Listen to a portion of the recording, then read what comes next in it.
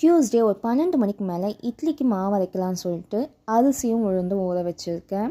எப்போவுமே இட்லி மாவு அரைக்கும் போது நான் 4 கப் இட்லி அரிசி 1 கப் உளுந்து ஊற வச்சுருக்கேன். வீட்டில் கிரைண்டர்னால மிக்சியில் தான் அரைப்பேன். அதனால் ஒரு 2-3 தடவை அரிசி உளுந்து வாஷ் பண்ணிட்டு அதுக்கப்புறமா அரைப்பேன். பையனுக்கு லஞ்ச் ப்ரிப்பேர் பண்ணும்போதே எங்களுக்கே சேர்த்தும் ப்ரிப்பேர் பண்ணிட்டேன்.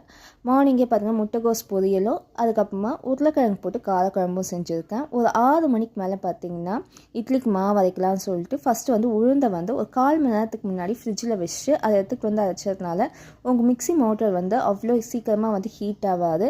அரிசி அரைக்கும் போது கொஞ்சமாக ஐஸ் வாட்டர் சேர்த்து நீங்கள் அரைச்சிங்கன்னா நார்மல் வாட்டருக்கு பதில் மிக்ஸி அவ்வளோ சீக்கிரம் ஹீட் ஆகாது.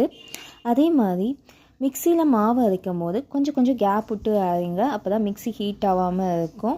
இட்லி மாவுலாம் அரைச்ச பிறகு ஃபுல்லாக க்ளீன் பண்ண பிறகு நைட் 9 மணிக்கு மேலே தோசையும் அதுக்கு சைட் டிஷ்ஷாக பார்த்தீங்கன்னா காலிஃப்ளவர் மசாலாவும் செஞ்சுருக்கேன். நாளைக்கு இன்னொரு இதில் பார்ப்போம்.